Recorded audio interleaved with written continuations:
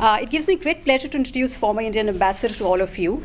I've known Ambassador Kishan Rana for a quite many number of years, from 2004 onwards. And I was quite struck by his intellectual abilities and his abilities, to be a gadfly, which is to say very provocative things. And I'm sure that he's going to do some of that today. Let me tell you a little bit about him. He is the former Indian ambassador, and he was ambassador to Germany and Czechoslovakia. He, of course, served in the Indian Foreign Service, the diplomatic service, since 1960 till 1995, and when he retired. And ever since then, he's been writing a lot of books. He's written fascinating books which compare Indian Foreign Service and the practice of diplomacy in different countries. So he brings a very rare comparative insight, looking at not only India, but China, Malaysia, Singapore, and many other countries, including Britain. So he has a very interesting and unique comparative perspective. Let me tell you a little bit about his books.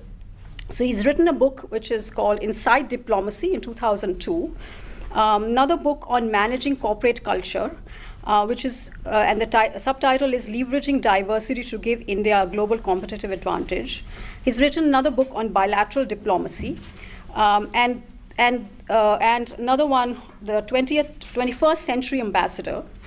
He's written also a book on Asian diplomacy and co-edited another book on foreign ministries. More recently, he's written something on economic diplomacy, which again is a very fascinating topic and very, not much attended to in the literature on diplomacy, but it is extremely important and needed. So these are some of his books. He, in addition, is also involved in a very unique kind of institutional and teaching venture, which is Diplo Foundation, which is a kind of an organization which teaches different policymakers and diplomats online. So that, I think, is a really interesting project, and perhaps he can tell you something about it. He's, of course, had visiting positions, short-term visiting positions in a number of places. He was also the Commonwealth advisor to the Namibia Foreign Ministry, and he was at the Woodrow Wilson International Center between 2004, when in 2003, I think, when I actually met him.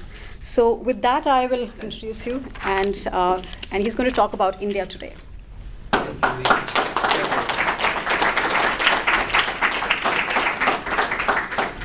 Thank you very much. It's awfully kind of you to spare part of your lunch hour, I hope not entirely your lunch hour during this time, and I'm greatly honored by your presence.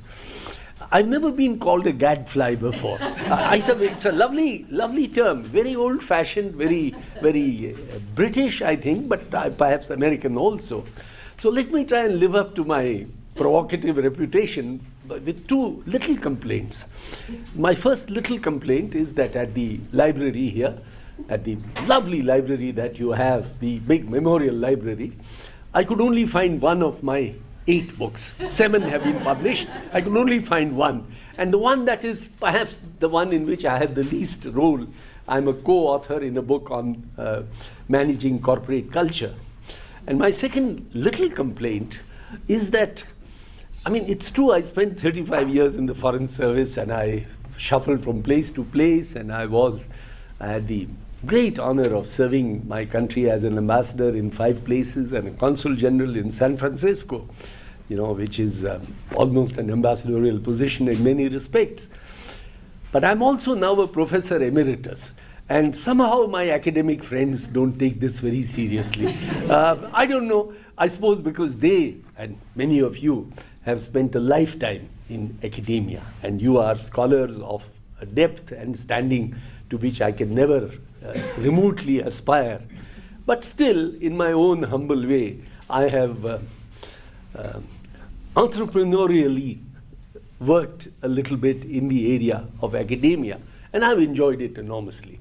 I tell my grandchildren that I thought a career in the Foreign Service was the most rewarding thing I could do, and I really had a wonderful time.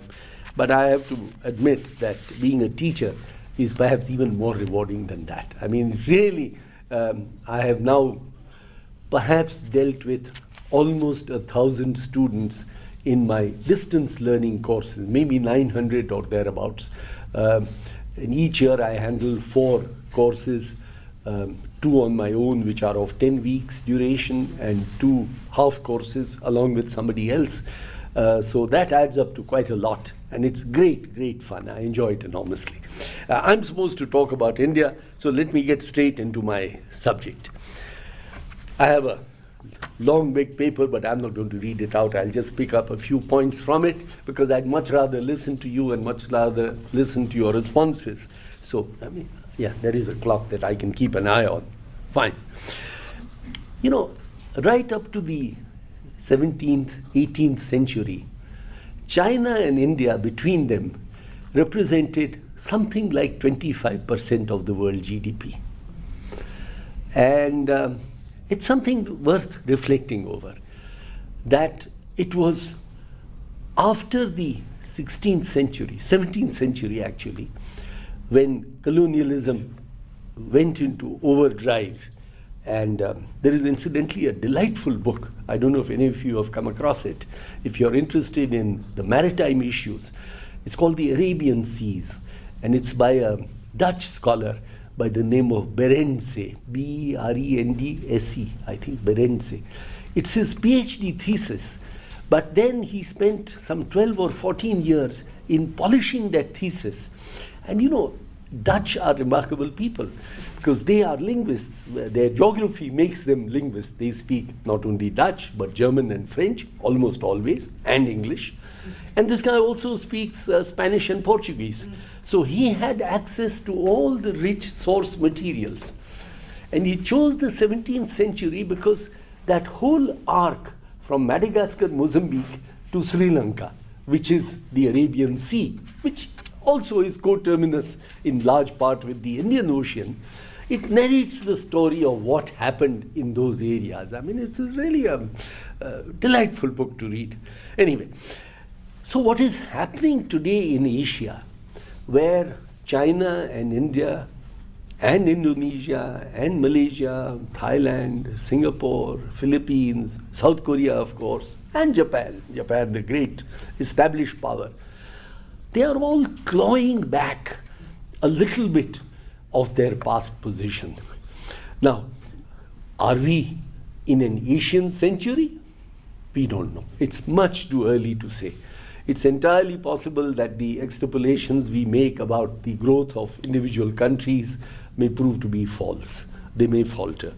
There is already talk about a middle income trap, to which I referred the other day at the business school. The current issue of The Economist has a wonderful story on that and what might happen in China, but that's apart. There is in India a great sense of confidence today. You know, people are wonderfully delighted that things are moving forward. India is growing at 8 and 9%, and when when IMF says Indian growth will only be 7.6%, the Indians get worked up and they say, gosh, IMF as usual have got it wrong. We are going to be much above 8. I mean, these are details at the end of the day, and we shouldn't have too much hubris in India. We should be much more, I think, modest about what we have done, simply because there is so much that is still undone in India. So anytime we think of, we dream these big power dreams, we should really have a sense of humility at all the things that lie unfinished within India. So I'm really planning to talk on 4 points, 3 briefly and 4th at somewhat greater length. My 3 brief points relate to political trends in India, the social challenges, the economic cross currents, and my big point that I wish to talk about is how this impacts on India's international posture. I should really touch on that in some depth. But before I get into all this, I should acknowledge the presence of a whole bunch of high school students from one of your schools, which is embarked on an exchange program with an Indian school in Chennai. Chennai is what used to be Madras until it changed its name. And so you are embarked on an interesting adventure when you travel to India. And I hope that the Indian guests who will be, I believe, with you on Monday that they will also give you a taste of what lies ahead for you. And I promise you, you will go through an experience which will remain with you for the rest of your lives. I don't want to say too much and boast about what you may or may not see, but if you go to India with an open mind, you will be delighted. I will have a chance to talk to you next week, so I will reserve greater comment on that for the moment. So let me talk about political trends. The positives are known: a working democracy that functions well, that delivers result, elections take place, governments are voted in and out of office at the central level. We call it central, we don't use the term federal in India. Very interesting. Our constitutional construct is much more a centrist one compared with the American construct. And anyone interested in comparative constitutional study would be struck by the fact that here is a country that borrowed so much from America. Many ideas in our constitution are taken from the United States, but we opted for a centrist constitution because of the fear that the country might fall apart. I mean, this was a very real challenge when India became independent in 1947, and there were many people who said that India would not survive. I mean, Winston Churchill, in one of his lucid moments, but lucidity that was lubricated by his penchant for brandy and champagne. He said, India is no more a country than the equator. I mean, beautiful image. Can you think of the equator as a country? So he said, what is India? India is just a collection of entities that we have put together. And there were many who believed that with the departure of the British, India would fall apart. So our constitutional construct was really a centrist one. But that gets me away from my theme. We have huge challenges in our democracy. The election process is flawed. Political parties nominate candidates who are unsavory and uncouth to some extent, a certain percentage of them, in very obvious ways. But they are only looking for people who are electable. And that's true of every country. I mean, I don't have to give other people's examples. They are familiar to you. We also have the phenomenon of the princelings. Like the Chinese, but we don't use the term princelings. It's interesting. But there are many families where it is believed that the spouse and the daughter and the son have a right to the father's seat if the father is no more, or has a right to a neighboring seat because they also want to set up their dynasties. And of course, I will not talk of the principal political dynasty of India. Not because I'm scared of talking about it, but it's familiar to you. I mean, this entire manner in which the Nehru-Gandhi family have run a private enterprise in India, really. But the amazing part is that the people of India accept this. That is the challenge. Why does it happen? It's a paradox. It has something to do with what Geert Hofstede, a great scholar on comparative cultural behavior, calls power distance. We accept the notion that there is vast power distance within our country. And that's, again, another theme that I don't really wish to get into, but it's an interesting subject to pursue. We have a Maoist challenge in India, an insurgency challenge. It is said that 20% of India's 620 districts or 630 districts are affected by this Maoist insurgency. The number which are really affected is perhaps smaller, around 50 or so, but that's still a major challenge. There are moves afoot, there are efforts at reconciliation, and I, for one, believe that willy-nilly we will grope our way towards an muddled Indian kind of solution where the dissident movement, the insurrection, which it is right now in a limited way, will kind of be internalized and will become a part of the body politic. Maybe I'm over-optimistic in saying this, but India's experience over the last 65 years, 68 years has really been of many such major political dissidence movements. Punjab, if you remember, the Sikh movement by separatists. Other movements in Tamil Nadu, in India's northeast, have all eventually been folded within the body politic. And I think that is part of the tolerance of the Indian system, part of its secularism, but we'll come back to that in a moment. The other big issue is corruption. Huge issue, huge challenge, no easy answer, and yet there are things like the Right to Information Act, which sometimes works extremely well. It works well in some states, works much better in some states than in other states. And there are NGOs, non-governmental organizations that fight against corruption. The Anna Hazare episode is well known to anybody who has followed Indian politics in the last month or two. So here again, there is a challenge that is, in a sense, partly being met, but it's still a big, big challenge. The social challenges, clearly this is an area where the empty part of the glass is striking. We have done miserably in terms of our family welfare, healthcare, basic education.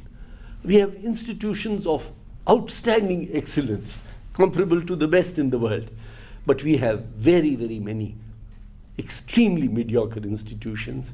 Graduates who come out of these institutions are said by employers to be unemployable unless they go through other training. That's a terrible indictment of any education system. But you know from your experience, education systems are notoriously difficult to change and adapt. But there are moves afoot. Again, that's a subject we can go into if somebody is interested. The population below the poverty line. The numbers are coming down. Recently, just a few days back, the Planning Commission has said that it's fallen from 37% in 2005 to 32%. Okay, 5% reduction is good, but 32% is not a figure in which we can take any credit as such.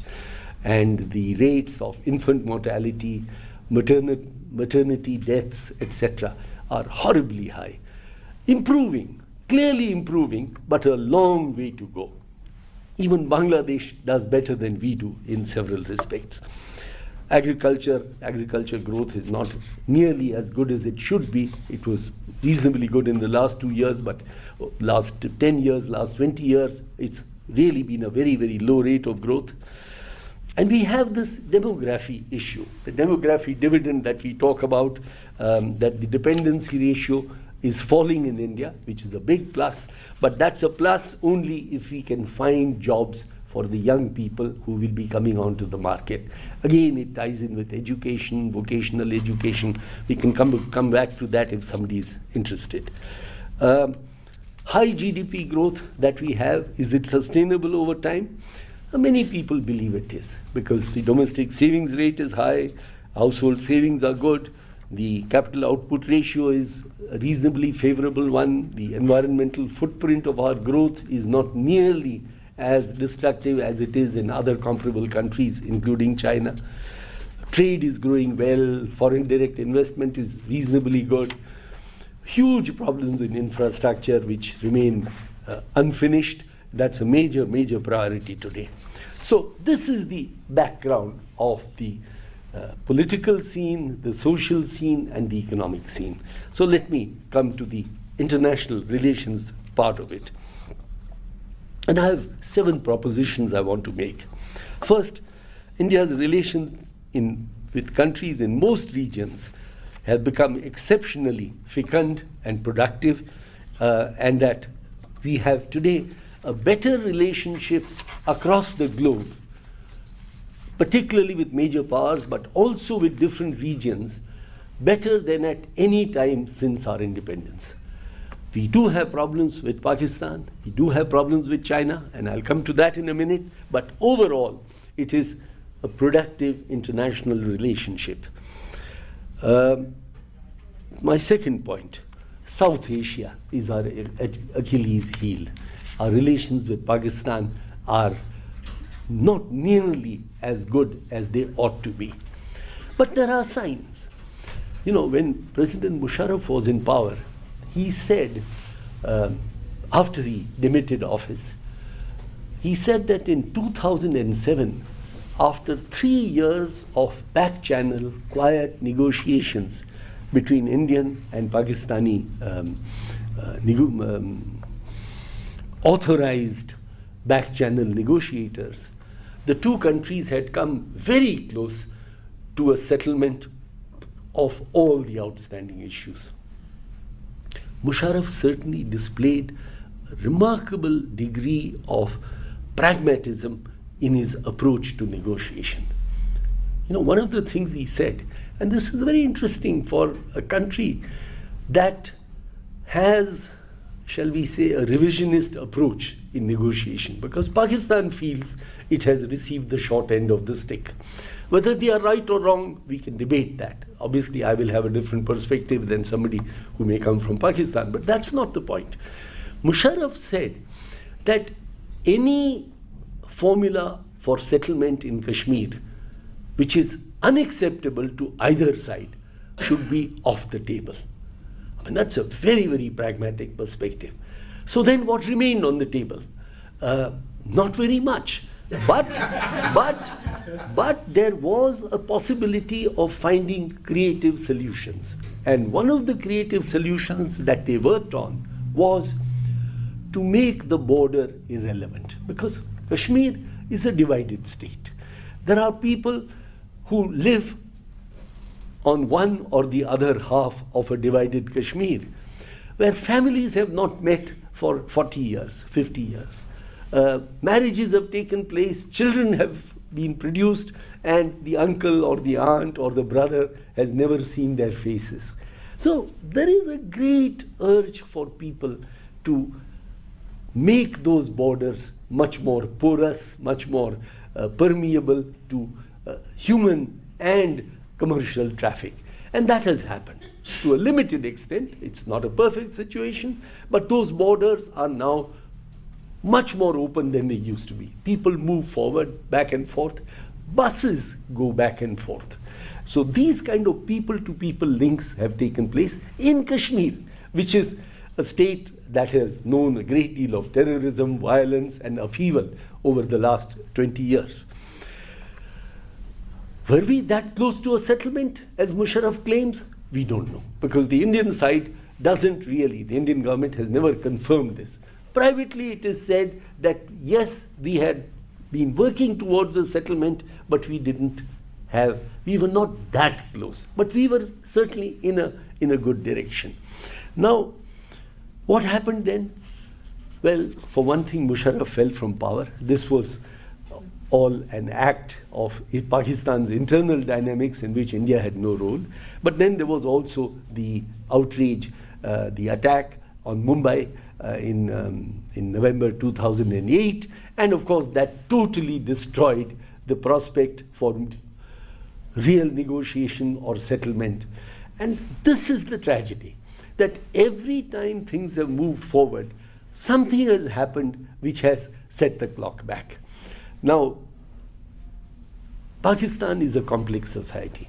It's faced with enormous challenges of its own, and we don't have to envy Pakistan for that. Pakistan is both a creator of terrorism and a sponsor of terrorism, and also a victim of terrorism. So it's like somebody who's got onto the back of the tiger, and it's not easy to descend from the tiger when you're riding the tiger. It's really that kind of a situation. There is the military, which remains the ultimate guarantor of power in Pakistan. Those who talk about Pakistan as a failing state, etc., I think they've got it a little bit wrong. Pakistan is not a failing state. Pakistan is a state faced with enormous challenges of its own.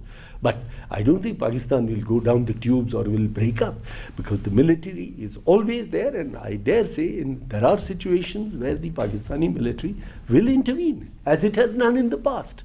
And the public opinion in Pakistan, the civil society, the Democrats of Pakistan have accepted this, because there is no other option.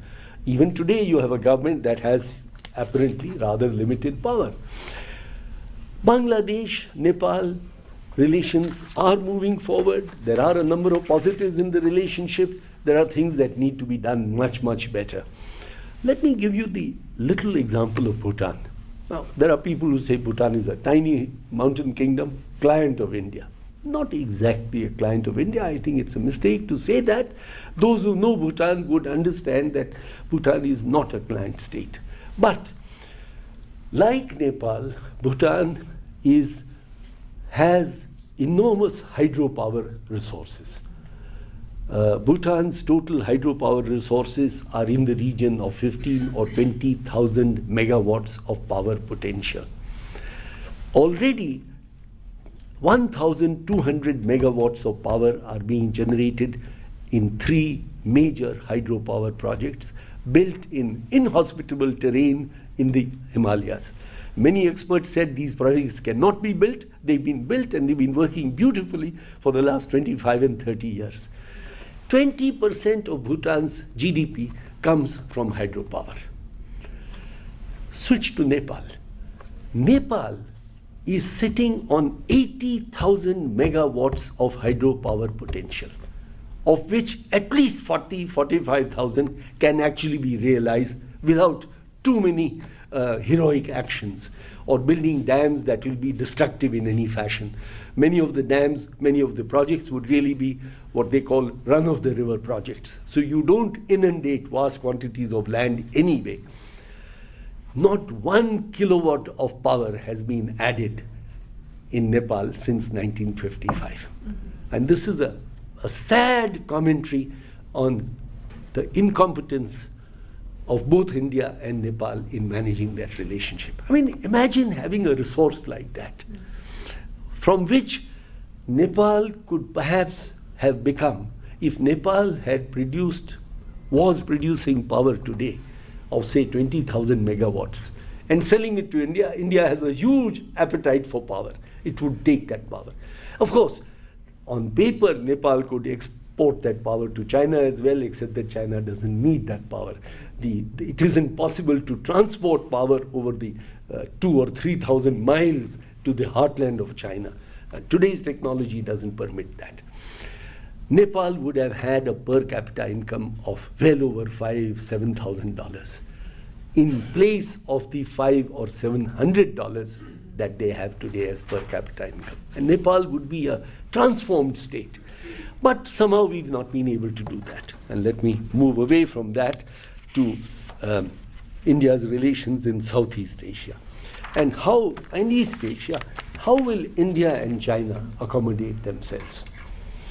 Our Prime Minister is fond of saying that there is enough space in the world for India and China to grow together.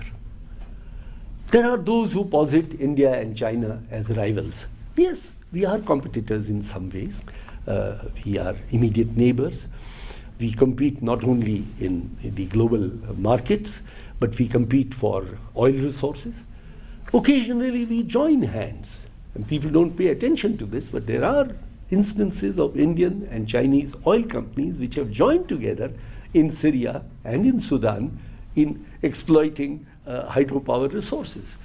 So there is a potential for the two to work together. And I, for one, am an optimist. I think India and China can work together. We have to work together. Partly because the rest of the world will not let us get into a situation of major conflict. Why would China cannot afford a major conflict today, to put it very plainly? Yes, China is a growing power.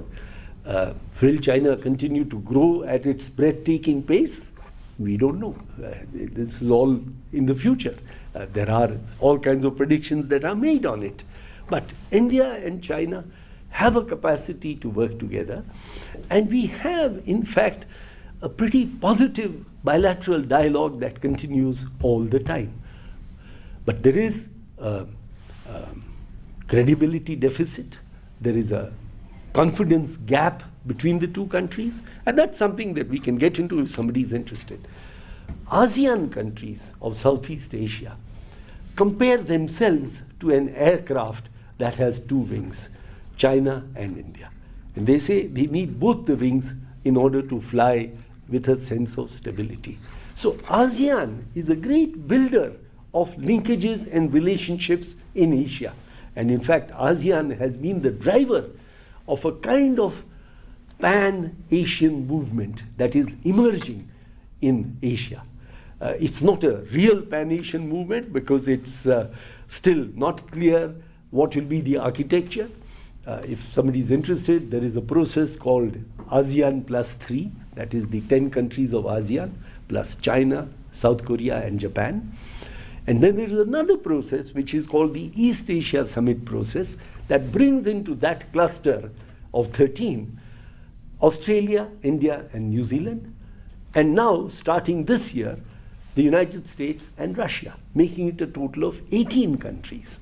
Now, that's a very interesting cluster, and it makes a point. It is predicated on a perspective which I've also endorsed in one of my books, which is that for practical purposes, the United States is an Asian power. The United States has such interests across the Pacific into Asia that the United States is an Asian entity. That's how we should look at it. So a rising India is nested within that kind of a framework where the countries of Southeast Asia and East Asia, including Japan, including Korea, see the rise of India as non-threatening and beneficial, economically profitable and politically logical. These are positives in our international relationships. My next proposition is that India's ties with Africa and Latin America are more productive than ever before. We've lent to Africa, and by Africa I mainly refer to Africa south of Sahara, because there is also North Africa, which is treated as part of the Arab world, and of course North Africa is both Arab and African, but we generally conceptually tend to look upon African Africa as Africa south of the Sahara, without denying the African personality of those other countries. We have lent to Africa something in the vicinity of $9 billion as soft loans, as lines of credit. Now that's pretty impressive for a country like India, but that's nothing compared with China, which has, according to the figures I've read, lent $103 billion to Africa. I believe they've lent more money than the IMF, as China today has reserves, foreign exchange reserves, that now surpass $3 trillion. Our foreign exchange reserves are a modest $300 billion, which is still a fairly tidy sum, and we do the best we can to manage within what we have. But we are not competing with China in Africa. China has its own methods, its own ways. We focus much more in Africa, apart from economics and trying to work on partnerships which are of benefit to us. Every country works in that fashion, let me assure you. But we also work on social networks. For example, we've set up an e-network that links hospitals in Africa with Indian hospitals. And surgical procedures, surgical or medical cases are debated and discussed across this network, this e-network. Similarly, there is an educational network, digital learning or e-learning, that operates between African universities and institutes and Indian counterparts. And that works quite well.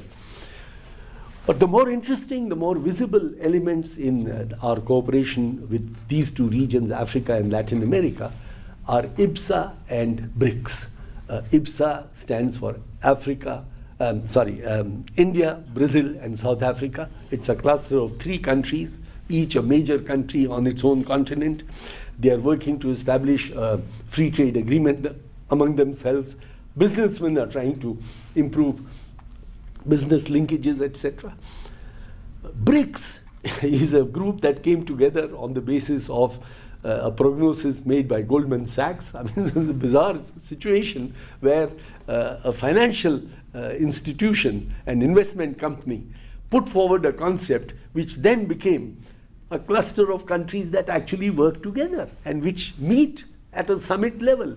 And they've expanded BRIC to BRICS, by adding South Africa to Brazil, India, Russia, China, and South Africa. These are, you may say, the non-G7 powers, if you want to put it that way. Because Russia is a G8 country, but not a G7 country. I mean, although these distinctions have really somewhat become theoretical. But all these countries are members of G20. I mean, the emergence of G20 is an interesting phenomenon that the leading major economies of the world, the G7, have realized that in order to work together in today's interconnected, globalized world, that you need to reach out to a larger cluster of countries, and therefore these 5 countries plus another 7 or 8 more, including Indonesia and Egypt and several others, are members of G20. And I think G20 is where growth will take place. You know, there is another group that nobody pays much attention to. It's a very interesting little cluster, which is simply called the trilateral. And this is a group that consists of China, India, and Russia. 3 neighbors, big countries of Asia, because Russia has a major Asian personality, Asian footprint.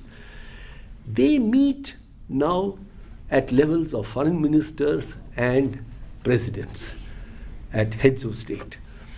For example, on the Libya resolution at the Security Council, these 3 countries found themselves in company with each other. We had, and we still have, some reserves over what is going on in Libya.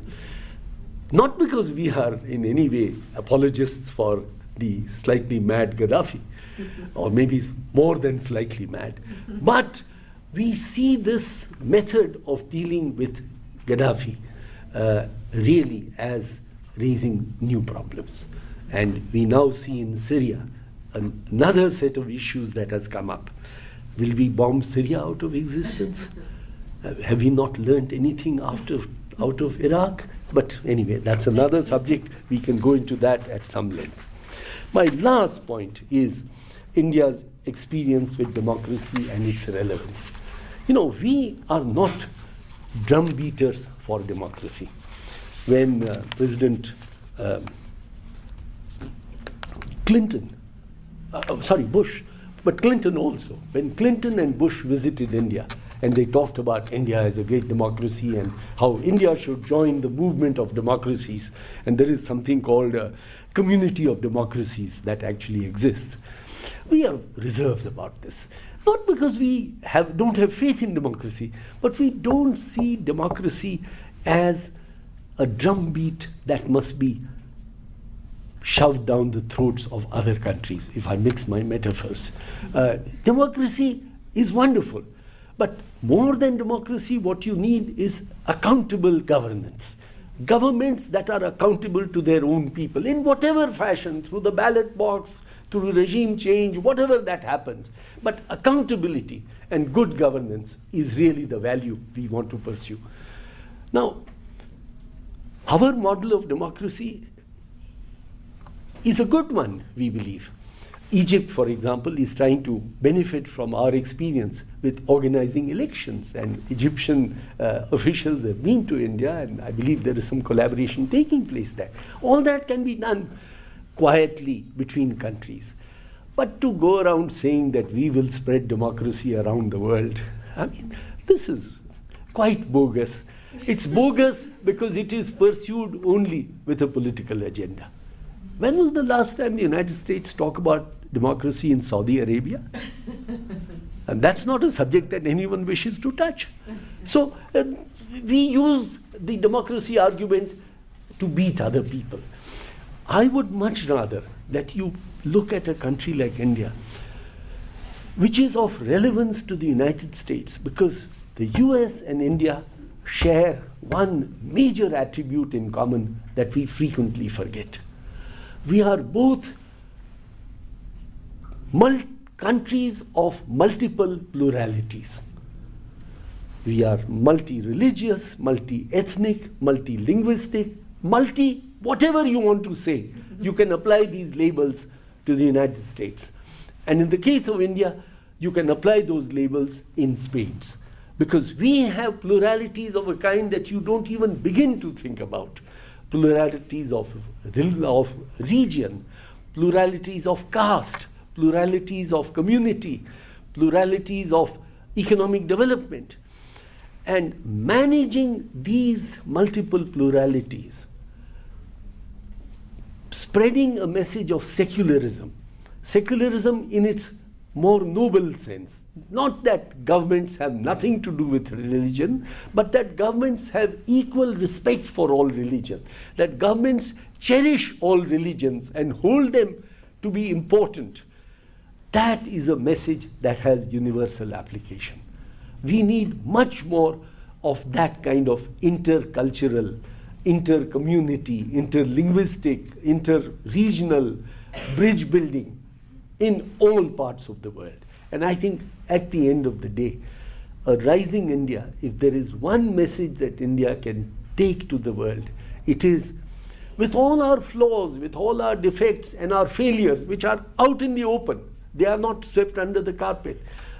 There is nothing that you can say abroad about India which has not been said in India by Indian media, Indian journalists, Indian activists, and Indian political personalities. So we are not hurt by comments about our failings. We have many, many failings. But behind these failings, there is a success story. And that success story is the management and the slow, defective, hesitant transformation of this country from a very poor country into a country that is moving forward in a positive way, still has unfinished tasks, but is trying to tackle them. And that is a model which I think is relevant to the whole world. So in the possible rise of India, I say possible because there are no guarantees. We don't know what will happen tomorrow. But in the possible rise of India, there is perhaps a larger message for the rest of the world of a country that can be a positive contributor to the global community. Thank you very much.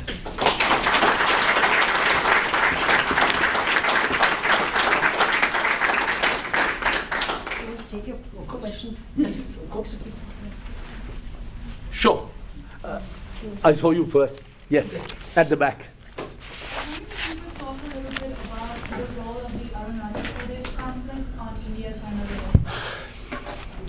Complex story, because Arunachal Pradesh is part of the McMahon line. And you know about the McMahon line, which was drawn with a thick pen on a small map. So it's not a very precise line, and it's very hard to translate it on the ground. It has not been translated on the ground.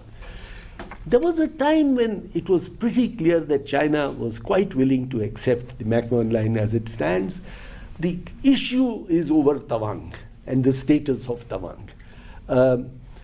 Indian and Chinese negotiators have been talking to each other for the last 30 years, actually, but quite in a focused manner in the last 12 or 15 years. And some interim agreements on the border have been reached, which is to maintain the status quo, to have hotlines, to have a means to deal with any incident that arises. And annually, there is a kind of political directive given by the leaders of the two countries to their teams to meet and to continue to negotiate. So it's an ongoing issue. Once in a while it flares up when China refuses to give visas to people who are from Arunachal Pradesh. I think our Prime Minister and the Chinese President met in South China a few weeks back, and I think they more or less agreed to sort out that kind of a pinprick. But it's an issue that's part of the ongoing problems, part of the ongoing unresolved territorial issue. Yes, sir. Could you introduce us and everybody? Yeah, Ed Poe. Please, sit, sir. Thanks. Thank you very, very much for a fantastic talk. You're very kind. India is such a huge country that I don't know. You can't put your hands around it. I don't want to take up very much time, but I have at least two questions I want to ask here so that everybody would appreciate what your comments are. The first question deals with what is the relative position of Kerala economically in India? We know that Kerala is a communist state, and we know that China is a communist state. I've been to Kerala and I've noticed that they don't have any beggars or anything, and they seem to be a lot of prospering. I was just wondering what you think of the idea of a communist state as a model for other states in India. And the second thing is, I know you have nuclear plants and stuff like that. We know about Bhopal too. What is the possibility, or what is India doing about possibly preventing something like what occurred in Japan? Yeah, Kerala. You know, Kerala has it at every election. There is a flip-flop in Kerala between the communist government and the Congress government, and Kerala, along with 3 other states, goes to elections. I think right now the elections have just taken place and the results are due any day now. The expectation is that the communists will lose power this time, but we don't know. I don't know what the election result will be. But Kerala actually offers a very interesting paradox. It's a very advanced state, as you say, in many respects. Its literacy rate is 95%, pretty good social indicators. Kerala depends on the Malayalis, the people of Kerala who work in the Gulf. So it is hugely dependent on remittances that come in from workers. There are over 5 million Indians in the Gulf region, maybe 6 million, Saudi Arabia and all the Gulf countries taken together. And strangely, with all these positives, industrial and economic growth is not very good in Kerala. Most of the money goes into building houses, because everybody says, first thing, I have money, I build my father a nice big house, or build my aunt, you know, the home that she always wanted to have. So a lot of money has gone into relatively unproductive investment of this kind. I mean, Kerala is a paradox in many respects. Nuclear plants, Bhopal, we have obviously, like the rest of the world, carefully and with great deal of empathy watched what has happened in Japan. We are all trying to learn lessons from Japan. But it's clear to us that we cannot stop building nuclear power plants. India has huge energy needs, you know that, every country does, but a developing country that's on the way to transformation really has major needs, and we have to use all the options available to us, which is clean coal, hydropower, and I talked about it, nuclear power, and alternate energy. But we know that alternate energy, for whatever we try and do, is not going to provide more than a few percentage points in our total energy map. But we've all learned, we are trying to learn from the Japanese experience. Think the unthinkable, prepare for the unthinkable, and imagine a situation in which everything fails, then what will you do? I think that's the huge lesson. There's somebody at the back. Yes, sir. Thank you for this comment on Kerala. My name is Henry Shield. I'm from Finland, Helsinki, University of Helsinki. I'm a visiting scholar here. Yes, thank you for this comment on Kerala, because I study Kerala topics, and I have noticed that Kerala is rather an area with market Sorry? than in the industry. Yes. They spend money rather than produce in industrial goods. Yes. But my question is about climate change Mhm. and El Nino phenomenon related on our agricultural production. Lately, we have had this problem of lack of agricultural production, and how does the climate change and El Nino affect on Indian agriculture? You know, I'm not sure if I can really point to a link between agriculture and climate change of the kind that you asked me about. I am not an expert on climate change issues, I say at the outset. We started with a theoretical position on climate change, which is our contribution to climate change is so small that we should not be penalized with the others. The United States, 16 tons of CO2 emissions per year, China with 4 tons per capita, India with 1.2. How do you put us on the same level? So the polluters of the past must surely pay the larger part of dealing with today's climate change problems. But that position, while it may appear fair and just in our eyes, the rest of the world doesn't completely buy that. They say, look, we have a situation today is where we are. We have now to deal with future issues. India cannot have a free pass to continue to grow and to pollute when the rest of the world is trying to battle pollution. So we have to find some kind of compensatory mechanism which ensures for us that in the name of dealing with climate change, we are not stopped from development. We are not going to be condemned to remain forever a country with a per capita income of $1,100. I don't think the rest of the world has a right to demand that of us. We are in a boat, in a lifeboat. Can I rephrase? Yes, sir. Because actually I didn't mean any moral stance from the part of India. Of course, India is not a great factor in climate change and pollution.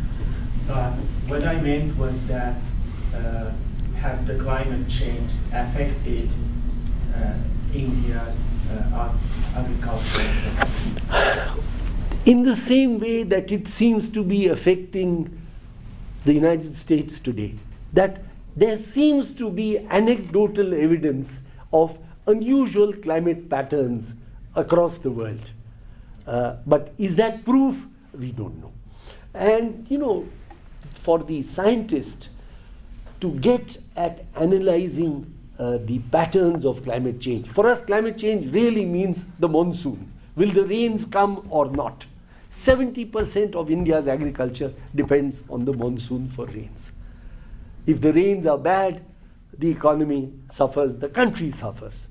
If the rains are over plentiful, there may be floods, but it's better to have floods today and prosperous agriculture tomorrow and day after, rather than to have drought. So we can't really see a link so far as I know. I'm not an expert. Yes? Yes, So please. this is kind of to segue off 2 questions that have already been asked. I'm just curious where, the first question is, where does the whole India U.S. nuclear deal stand currently? And the other question is, so we hear so much about the rise of India's power. That's without question. Several years ago, we had Kishan Rana, who's a journalist, I'm sure you know of him, who talked a lot about farmer suicides in Andhra Pradesh.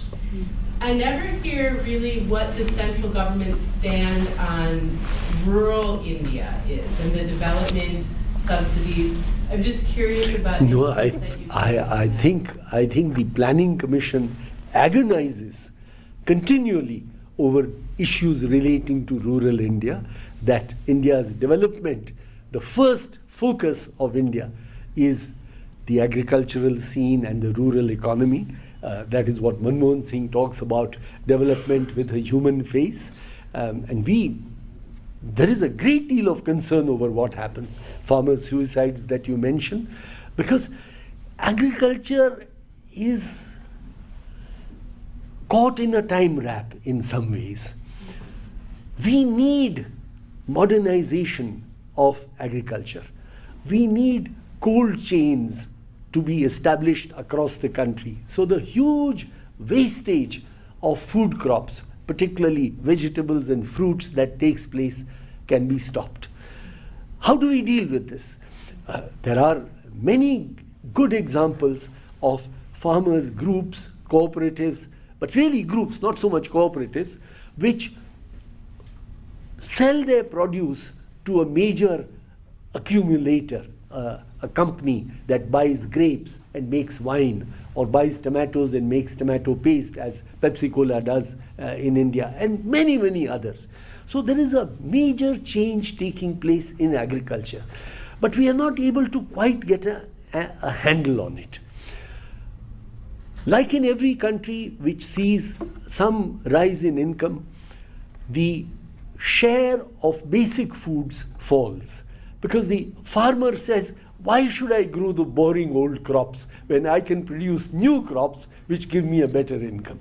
So there is a challenge that maybe food crop production will shrink because the new crops are being produced, new varieties of vegetables, etc., etc. In my own home area, the little ancestral land that we have, I asked my sister-in-law who manages the land for us, I said, are we still growing wheat on our farm? I'm clueless. I'm really an absentee owner in all practical respect. She laughed. She said, not at all. Now we grow lentils, and we make so much more money out of lentils than we did out of wheat. So these are anecdotal stories, but there is change occurring. It is that there are, and you know India well, there are pockets of India which are resistant to change. You know, once at an airport, I had an airport VIP room conversation with Ashok Mehta. You know, remember Ashok Mehta was a great socialist thinker, and he was a member of the Planning Commission in those days. I think deputy chairman of the Planning Commission. And also Balwant Rai, the Panchayati Raj ideas. Also. Okay. He said something to me which has remained with me. He said, there are parts of India where we take our successful methods, our successful techniques, which have worked in Haryana, which have worked in Punjab, we take them to Bihar, nothing happens, nothing changes. But now that same Bihar is changing under a chief minister called Nitish Kumar, who is bringing about a real transformation in Bihar. You know, you can say almost anything about India and it will be true, and the contrary will also be true. Nobody has mentioned, and I have not had a chance to give anybody the example of the Delhi metro. I mean, there is one crazy individual called Sridharan who built the Konkan Railway, which was a railway project that everyone said could not be built, but he built it. It's not yet economically very viable, but it has opened up an entirely new route from Mumbai to Kerala across the spine of the Western Ghats. And it's very difficult to build a railway line in that kind of a region. He took over the responsibility of building the Delhi metro. And he has been able to transform the working ethos of 100,000 people who work in the Delhi metro, or who build the Delhi metro. After 6 or 7 years, we have 200 kilometers of operational metro lines, which daily carry 2 million people. It's a project that has been accomplished in incompetent India, I say, of my country, on time, on schedule, on budget. Now, if a Sridharan can do this, can we clone Sridharan? If we have 20 Sridharans, it would change the face of India. So there are success stories. Our dilemma is how to marry the success stories and replicate them across the country. Because there are failures, enormous failures, like the Commonwealth Games and so many others, but I don't want to tell you all the depressing We have stories. one last question, May. Yeah. Okay. Sorry, I went on for too long. My name is May. I'm graduating from UW-Madison. So I have a question about India's foreign economic policy towards China. So they're both big producers and they both have big markets. I'm just wondering if India sees China more as a market for exports or more as a source for resource and raw materials? More as a? More as a market What is, yes? or as a source for resource and raw materials? No, India does not really draw down any major raw materials from China. In fact, it's the other way around. Today, one of our problems, India-China problems, is that while our bilateral trade has grown to $50 billion each year, it was $1 billion 10 years ago. I mean, you see the rate of change. Most of the Indian exports consist of raw materials, and most of the imports from China consist of finished products, high quality products. There is a major trade gap of about $20 billion. So the two countries are now working to address this gap. Now, again, the pessimist says, oh, China is out to exploit India. The optimist says, no, it's not quite like that. It's that we have to get our act together. We have to ensure that the products we produce are of the right quality. They meet the standards that are demanded in China, of pharmaceuticals or whatever. And maybe China has to change a little bit its regulations and maybe convey a gentle signal to Chinese companies that you can give software contracts to India, because the rest of the world does, and you can depend on India. It's not a terrible thing to depend on each other. So we need a little bit of adjustment. As we say in Tamil, I think, konja adjust. We have to adjust a little bit our mutual economic policies, but there is a great future for the two countries to work together. I honestly believe in that. Thank you very We have much. to close today, but I want to mention that Dr. Rana is open to meeting people. So his email is, and so his email is with Rachel. And if you email the center, we can give you his email, and he'd be happy to meet with you. Very happy to meet you, discuss The second anything thing you is wish. that on May 2nd, we're going to have a reception between 4 and 5, and that's going to be in 260 basketball. 260 basketball. I really know where it's going to be. But and all of you are invited. We'll informally, meet with him and meet with other people related to the event and his visit here. So all of you are invited to that event. May 2nd between 4 to 6, 260 basketball. Thank you very much.